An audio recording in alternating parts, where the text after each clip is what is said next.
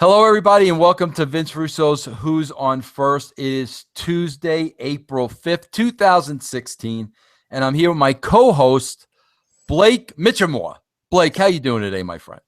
I'm good, man. Baseball season started. How could I not be good? Baseball season started, bro. Both of us got two big wins under our belt. Out of respect for you, I watched some of the Rangers yesterday, plus the fact that I have Hamels on one of my teams.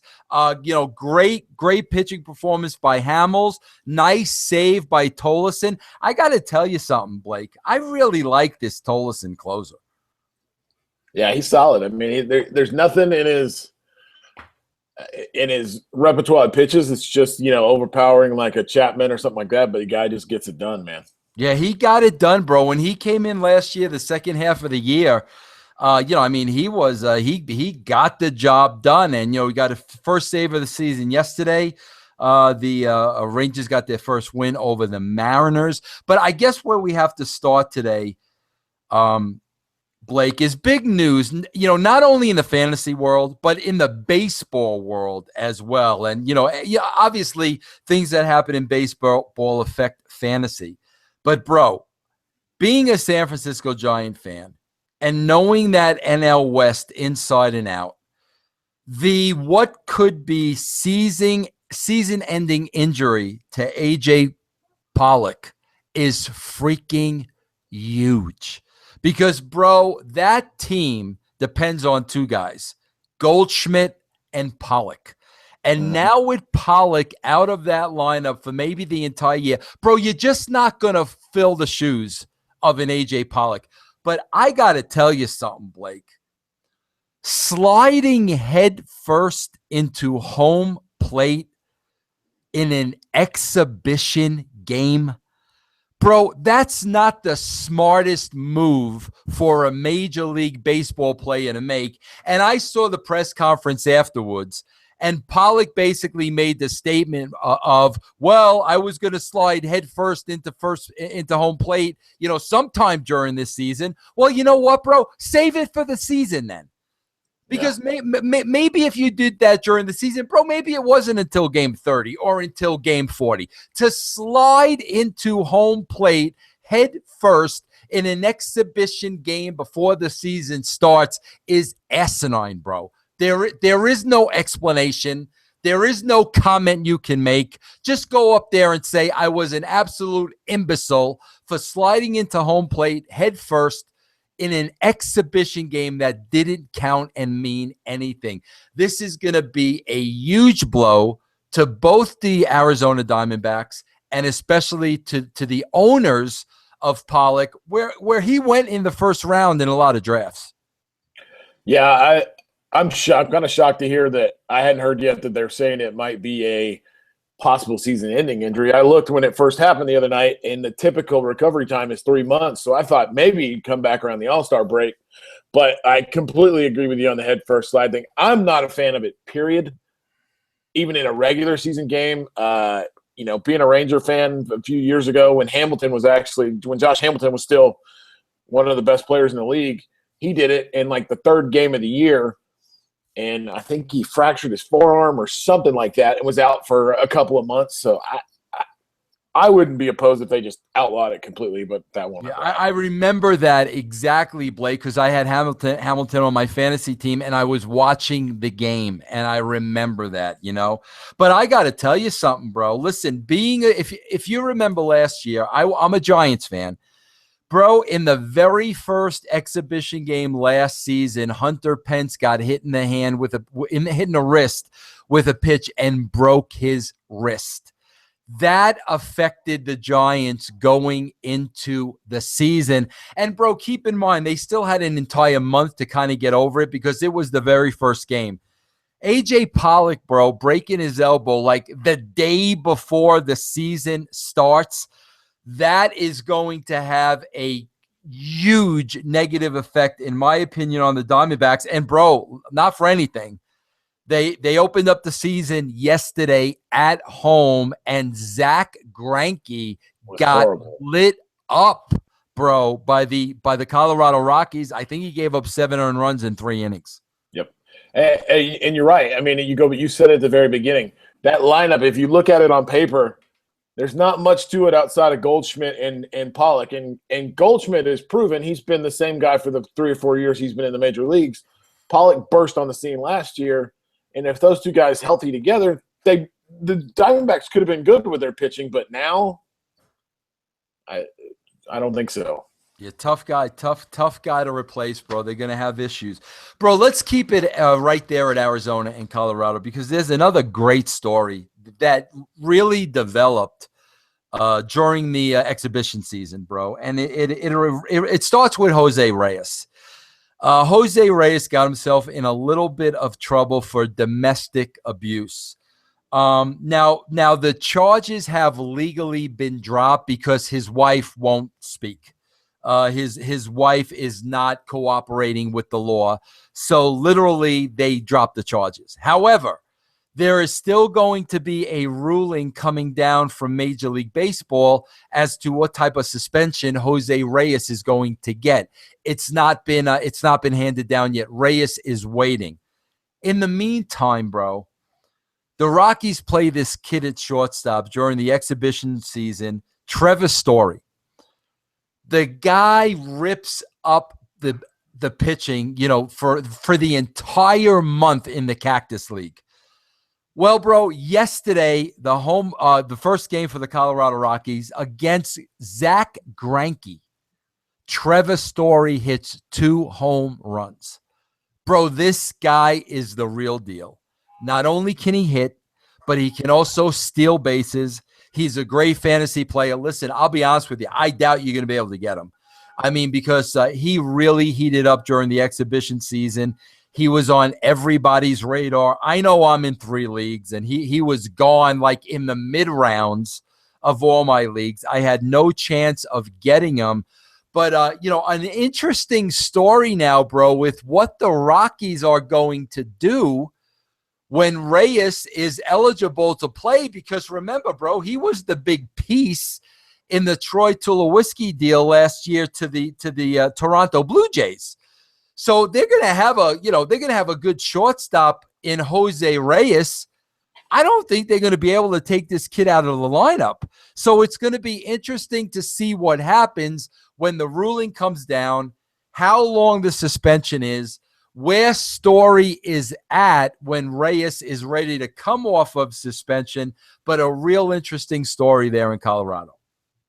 Can one of them play second base? Who plays second base for the Rockies Well, now? DJ LeMahieu plays second base for the Rockies. I don't think they want to replace him either, to be honest with you. And Reyes didn't really have the production for a third. Well, no, they got Arenado at third base. You're not going to put him at third base. Yeah, you're not. One of them's getting traded then. Yeah, and I would think it's Reyes. Yeah, but I think Reyes has a big contract, and for what he's done the last couple of years, I don't know that anybody's going to want that. Yeah, when you have a black eye, listen, bro, guilty or innocent, it's perception, and when you have a black eye like that on your record, bro, we saw what happened with Chapman in the offseason. There were teams, that wanted to trade for him. Then they found out the severity of the domestic abuse claims, and a lot of teams backed off. Finally, the Yankees did sign him, but and not only that, bro. Listen, Reyes, he's not the player he used to be. His best years are behind him, especially, bro, when you have a player that depends on his legs, and stolen bases is a big part of his game. His best years are behind him, so it's going to be real interesting to see what happens with that. I would agree with you. I think as long as Story keeps hitting, he's going to keep playing. Yeah, I definitely agree with that. Couple other things I want to point out early on yesterday that I liked. I mean, bro, see now it's starting to piss me off a little bit about the way my draft just went kabuki-ish, and all of a sudden I had the number 1 pick and I was now the number 2 pick, and I lost Clayton Kershaw.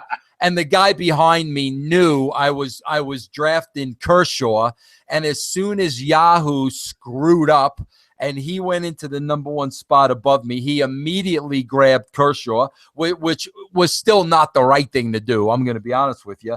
But, I mean, bro, yesterday, it was the San Diego Padres, bro. It was the Padres. But, I mean, Kershaw in his first outing, 7 innings, 1 hit ball, just freaking unhittable out of the gate. Well, I mean, if you look across the board yesterday, I mean, Chris Sale was great. Hamels was great. Arrieta was great. Arrieta was so efficient. I think he had 7 innings of 2-hit ball on 87 pitches or something like that. I mean, coming out of the gate, a lot of these top aces were really good yesterday. And to me, that's what you got. I mean, you know this first month or two of the season, you got to ride out your pitching staff while the bats get, in a rhythm and get going, because that's what's going to score you points in the first couple of months of fantasy. And to your point about Kershaw, I knew Hamels had a good day yesterday, and then I got on our league, and I mean, it's 30 points right there for 7 innings and a win. So I've got Hamels, I've got Garrett Cole, I've got DeGrom. I feel like I might be all right in this league this year. Yeah, bro. Yeah, I mean that's a great 3. Man, bro, I was watching a little last night of the the Arrieta. I was watching a little bit of the Cubs and Angels last night, bro. I got to tell you, I don't like that Angels lineup at all. Especially, bro, when you look at the fact that you've got an aging Albert Pujols, and Trout is a legitimate superstar, but bro, when you don't have any support in that lineup and you have an option to pitch around Trout, God, bro, I'm telling you, I don't like that Angel lineup at all. No, it's awful. I mean, you're right. They have nothing but Pujols on his last legs of his career and Trout, and Trout's going to have to Trout's going to have to turn into, we talked about it on last Friday. Trout's going to have to turn into Barry Bonds. He's going to have to be the most selective hitter in the league, and because he's not going to get pitched to very often. Yeah, I mean, they got Calhoun and Crone and those guys, but to me, those guys they're just not there yet, and man, I think it's going to be a very long season in Anaheim. I mean, Socha is a great manager and he could pull rabbits out of his hat, but man, bro, I watched that team last night and there was nothing to get excited about. I'll tell you who I got excited about though, Blake, that I really like. I watched a lot of the first 2 games between Tampa Bay and Osuna and the Blue Jays.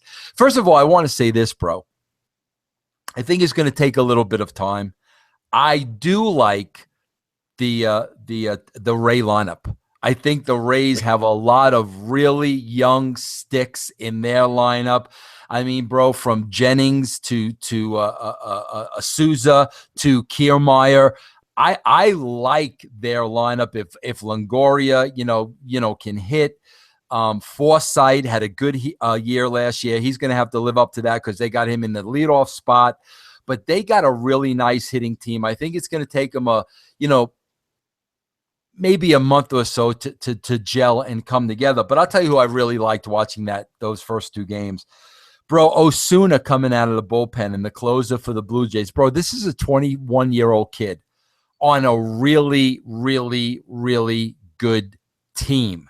I think Osuna has the potential this year to be one of the top 5 closers in the league. I mean, first 2 games, he's 2 for 2. I mean, that doesn't say too much. But man, bro, I got to tell you, at 21 years old, I've never seen a kid so poised and so confident on the mound. I think this kid's, like Craig Kimbrell type of closing material. I agree. We got, last year in the playoffs, I got to unfortunately watch him up close, as Toronto knocked Texas out of the playoffs. And he is. I mean, and that was, probably he was 20 then. He is. He's incredibly poised. He's got electric stuff. And, I mean, my question is, I agree with you 100%. I have no doubt he has the potential to be a top 5 closer, but I've got serious doubts on Toronto's pitching. They don't have Price. They're counting on his name, Stroman, a lot. R.A. Dickey, I'm not a fan of him. That lineup's going to score a lot of runs, but how many runs are they going to give up? Yeah, well, you know what, though, bro? I hear you on that. First of all, Stroman's going to be a stud, but that's one guy. But, bro, you got to look at the pitching in the rest of the division. You know what I mean? I mean, bro, nobody's pitching rich. As a matter of fact, the best staff probably comes out of Tampa Bay. That's why I'm saying if that lineup can come around, I'm just telling you, man. I think I think they're going to be around towards the end of the season. If they can hit like they have the potential of, I think Tampa's got the best pitching staff in the American League East because nobody, bro, look at Boston. They got Price. Then what, Buchholz? When's the last time Buchholz had a good year? Joe Price. I mean, there's really no standout pitching staff in the American League East. You're probably going to tell me I'm crazy when I say this, and it kind of hurts me to say it as a Ranger fan. But if their lineup can stay healthy, and they got to get through the first month without Miller and Chapman, but top to bottom, including their rotation, the Yankees aren't bad this year. They're not bad, bro, but there's too much age. I agree. That's a big issue. And if they can put 1 year together and stay healthy, they can't. They're too old, bro. They can't. Bro, A-Rod does not go to a full year, and even if he does, he's going to be out of gas. He's going to be out of gas. He's going to be out of gas by July. That's what happened to him last year, bro. He fell off the face of the planet the second half of the season. No way Teixeira is going through the entire year. That's not going to happen. No way. Ellsbury's not getting hurt again. No way. Gardner's not. Bro, there's no way. There's no way that team is going to stay healthy. And you're probably right. I mean, I'm not going to sit here and argue with you that you're not. But if that was to happen, I think they have to me, once you get Miller and Chapman back, they may have the best staff in that division. And that's not saying it's like lights out, but it's solid. Well, bro, that staff has to live up to its potential. Savino could be a really, really good pitcher, bro, but he hasn't done it yet. Another big question. We don't know how healthy Tanaka is. Tanaka's not the pitcher he once was. And, bro, he's on my fantasy team. I hope he does really well. Bro, is there anything else that stuck out to the first couple days? I mean, like I said earlier, the pitching was a big – and then obviously yesterday, Bryce Harper picked up right where he left off last year. So I feel like he's just going to have another monster year. I think there was a little bit of question coming into the season, because he showed flashes his rookie year. Then he was hurt and didn't have a great second year, and then just blew up last year. I think, to me, the guy he was last year is the guy we're going to see from here on. Bro, I'm telling you, too, a big plus for that Nationals team this year is Dusty Baker. Bro, he was a Giant manager for a lot of years, and I know Dusty well. And, bro, he's very laid back. He's very relaxed. That's what the Nationals need. Bro, they need a lot has been expected from them the last couple of years. They did not deliver. They need a manager that's going to say, you know what, it's all right. Relax. You're putting the pressure on yourself. I think Baker is that guy. I think they're going to be a different team with him at the helm. I got to tell you. Hold on. Did you see Bryce Harper's post-game interview? No, I did not. He wore a hat in his post-game interview that said, "Make baseball great again." Yeah, there you go, bro. He ripped me off with my wrestling gimmick. Bro, listen, I got to tell you, you're going to learn this about me, Blake, because you and I are in a fantasy league together. Okay? Bro, I have no patience with players. Bro, if you take an O for 2 days in a row, like, you're usually gone from my team. Bro, they call me Captain Hook. Okay? And I had my first casualty yesterday because I'm not going to take it. And I'll tell you why. I had, bro, on one of my teams going in, I had as my last guy in my lineup, my utility guy. I had a choice to make between Logan Forsythe and Denard Span. Now, bro, of course I was leaning towards Denard Span because I'm a Giant and I'm a homer. So, right. I know I'm going to watch all the Giant games. So, bro, it just adds to your fantasy fun when you're watching your guys. But, bro, I had to take into consideration, I don't want to be the homer. I want to make the right decision here at the beginning of the season. I had to cut one of those players loose because I needed to get another reliever, right? You cut Span. Well, bro, what came into play was, it was announced that Forsythe was going to lead off for Tampa Bay. So I was like, okay, he's going to lead off. He's going to score some runs. He's going to steal some bases. He's going to draw some walks. I don't want to go with my heart. So I cut Span loose and I put Forsythe in my lineup. Bro, the first 2 games of the season, offers for Logan Forsythe. So last night, about 11 o'clock at night, Forsythe out, Span in. I got to wait for the 1-day waiver claim. Tomorrow, Denard Span gets put in my lineup permanently, bro. And what? Span probably would have had you 15 points yesterday because you had 5 RBIs. 2 for 4, home run, 5 RBIs. Of course, bro. Of course. but also too, bro. Like I'm a little concerned about his health. You know, he had hip surgery in the off season, and it's not only so much that, bro. It's a pain in the neck, Blake. When guys aren't going to play every day.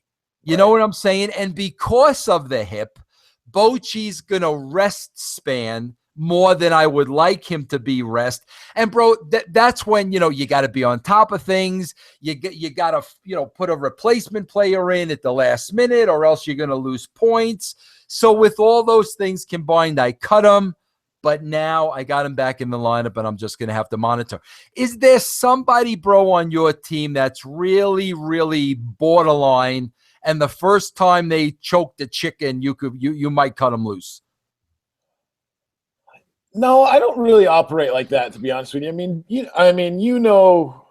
Baseball it's not like, football or I'll usually use football because I don't really play anything else, basketball or anything like that. Baseball is every day. It's a 6-month season. It's a marathon. It's a marathon, bro. Exactly. It's a marathon. So I'm not looking to cut people 2 days into the season like you are apparently. So I would I might put somebody on the bench for a little while and put somebody else in, but they would have to take an extended, cold streak for me to cut somebody. But obviously the utility guys on the bottom of your roster, if they go on a roll. Bro, I didn't even mention this to you. I already going into action today, bro. I already put 2 of my starters on the bench and replaced them with Giants, by the way, bro.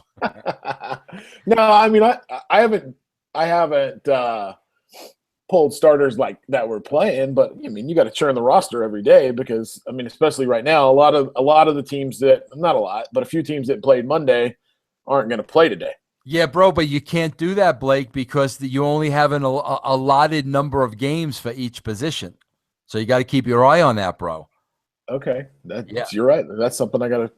Because I don't do that. Like today, bro, Machado isn't playing today. Am I going to put Machado on the bench and put another third baseman in his spot and lose Machado for a day? Absolutely not. So I've got nobody playing third base today. You spitting out, you saying his name. There's something that stuck out to me. Did you see that he hit leadoff for Baltimore yesterday? No, I did see that. I don't think that's going to stick, bro. I just don't. He's got too much power, bro. Exactly. It was very surprising to me. And he doesn't strike me as not that he doesn't get on. He's not like he doesn't strike me as a real high on base percentage guy either. Yeah, I don't think that's going to stick. We'll keep our eye on it. We'll talk about it on Friday. Sounds good to me. Well, there you have it, everybody. Tuesday, today's action. A lot of games, a couple games were rained out yesterday, so you're going to get to see the Red Sox today. You're going to get to see the Yankees today. And baseball's, into full stride. We will be here every Tuesday and Friday. Me and Blake with Who's On First. We'll update the baseball world through russosbrand.com on a daily basis. You can always go to that if there's late breaking news. If I think there are players on the fantasy wire you need to go after, that's where we'll post it on russosbrand.com. So enjoy the games today. Blake and myself will be back here next Friday. Blake, enjoy the day, my friend. Thanks, man. You too.